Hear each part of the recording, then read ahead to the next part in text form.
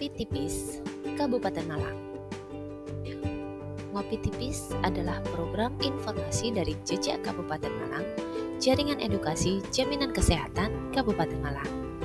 Ngopi Tipis, ngobrol pintar, informasi dan tips JKN KIS di Kabupaten Malang. Yuk ngopi dulu Sobat Jejak.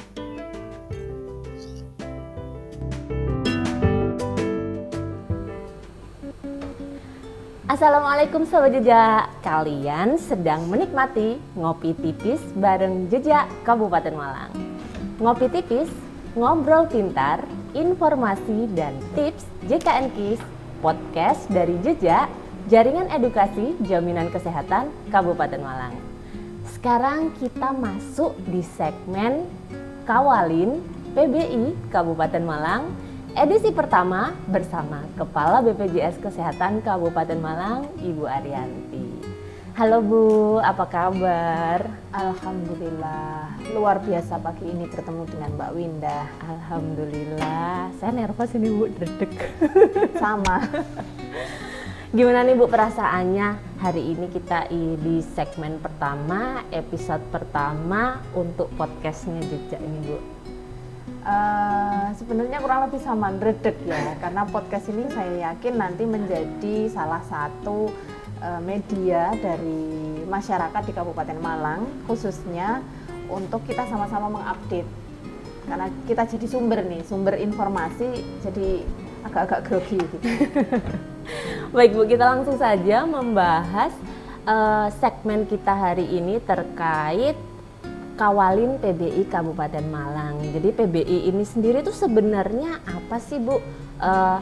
Secara umum kan masyarakat tuh pasti sering dengar ya Mandiri, PBI. Nah PBI itu sendiri tuh apa Bu?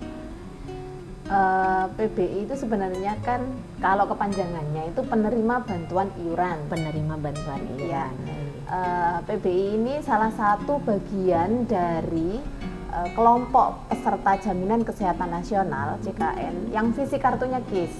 Ini yang dibayar oleh pemerintah. Jadi dia bukan gratis ya, cuman memang yang bersangkutan tidak merasa membayar iuran, tapi yang bayarin pemerintah. Fisiknya KIS. Kalau di masyarakat kita biasanya lebih sering menganggap bahwa semua KIS itu PBI. Padahal tidak selalu, karena semuanya KIS. Padahal KIS itu identitas dari peserta JKN ya Bu ya? JKN secara umum. Iya. KIS itu kepanjangan dari Kartu Indonesia Sehat Sobat Jejak. Jadi KIS itu adalah identitas dan sekarang kita ada bentuk digitalnya. Jadi kalau misalkan mau periksa kan nggak perlu bawa kartu fisiknya, cukup bawa kartu digitalnya aja bisa. Dan sekarang lebih enak lagi ya Bu, bisa pakai KTP boleh ya Bu pakai ya. KTP sudah cukup. Oke, baik, kita lanjut ke PBI tadi. PBI ini kan ada dua ya Bu ya, ada PBID dan juga ada PBIN. Bisa dijelaskan Bu perbedaan dari PBID ini apa dan PBIN serta siapa saja sih yang berhak mendapatkan PBID dan PBIN ini? Betul sekali, PBI itu ada dua, PBIN dan PBID. PBIN itu karena sudah bunyinya PBIN, jadi penerima bantuan iuran yang tingkatnya nasional. Nasional. Jadi PBIN ini iurannya dibayar oleh pemerintah pusat menggunakan APBN. Nah, siap. Untuk pesertanya ini untuk masyarakat yang tidak mampu, mereka masuk DTKS, harus masuk DTKS, data terpadu kesejahteraan sosial. Kemudian penetapan pesertanya ini oleh SK Kemensos. Nah, kemudian kalau untuk yang PBID ini penerima bantuan iuran daerah, ini juga dibayar oleh pemerintah, namun oleh pemerintah daerah. Nah, siapa saja yang menjadi pesertanya? Ini anggotanya masyarakat umum, sebenarnya penduduk di daerah tersebut, tapi diprioritaskan untuk yang tidak mampu ya, karena kalau yang tidak mampu masih ada, nggak mungkin pemerintah membiayai yang mampu gitu ya. Nah, sama-sama memprioritaskan yang tidak mampu, namun yang PBID ini tidak wajib masuk DTKS, itu bedanya. Dan untuk PBID alurnya tidak sampai di Kemensos begitu. Berarti lebih lebih sederhana karena dimiliki oleh daerah sendiri ya Bu ya. Iya. Dan ini tiap daerah pasti punya ya Bu ya. Insya Allah semua daerah sudah berintegrasi. Oke. Secara penjaminan semuanya sama. Hanya bedanya nanti kalau yang PBID ini karena pengelolaan daerah, begitu warga ini pindah tinggal misalkan di daerah yang lain, ya berarti dia harus rela melepaskan Status PBID-nya, status kepesertaannya. kepesertaannya. Oh iya ya. Jadi kalau misalkan PBID ini dia pindah ke luar kota, bisa jadi di luar kota itu dia bisa mengajukan lagi atau bahkan bisa jadi pindah segmen berarti Bu ya. Betul. Tapi kalau ternyata dia di luar kotanya hanya berkunjung, ya dia tetap bisa pakai manfaat layanannya. Oke. Asal tidak pindah tinggal ya, secara kependudukan, secara administrasi. Cuma main-main kependudukan. aja Iya. gitu ya.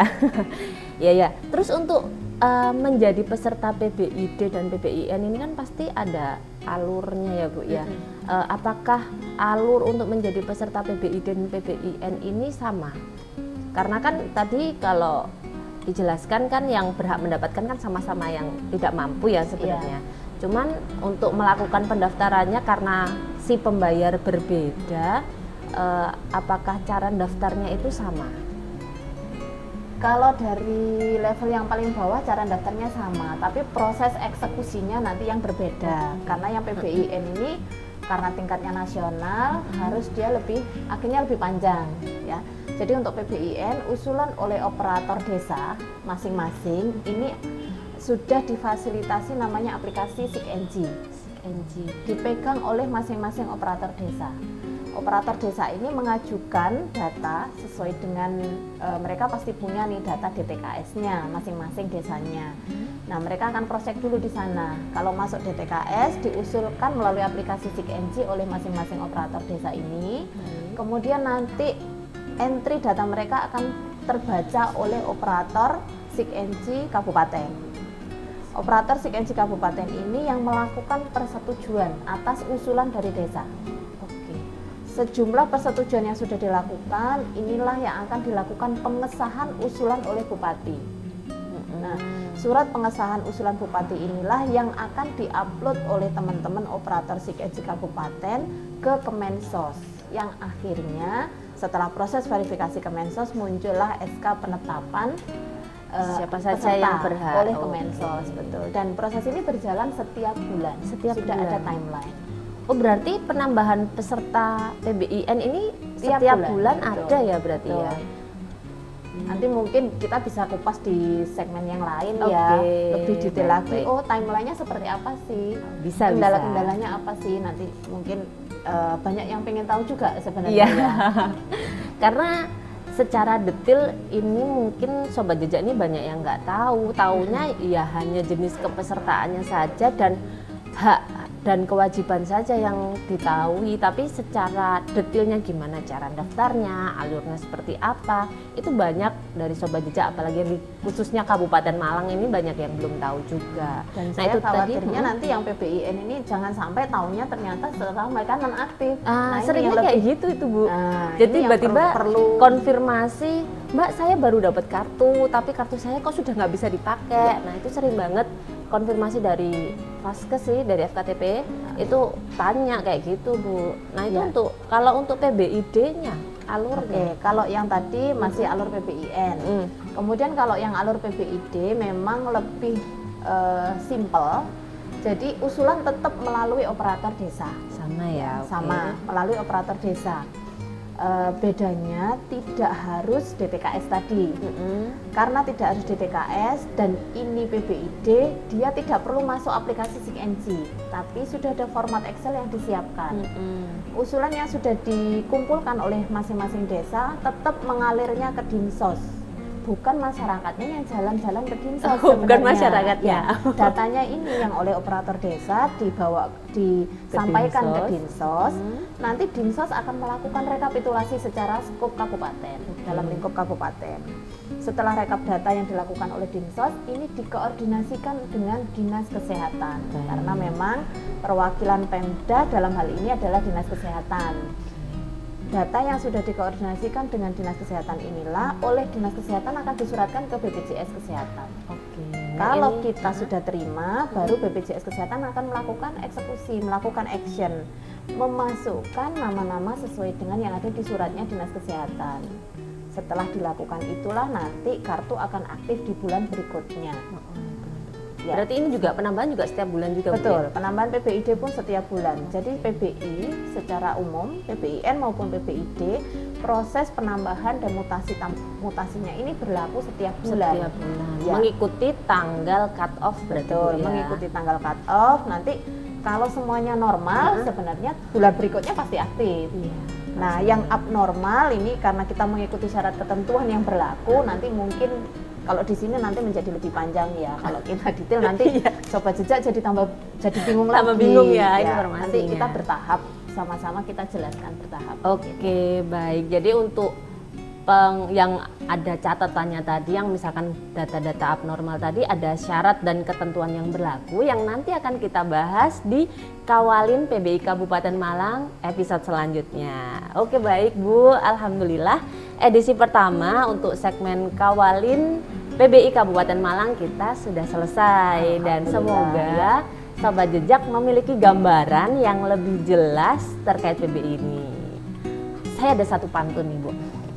Duta BPJS orangnya manis-manis, Cakep. tapi nggak pakai gula atau pemanis buatan ya.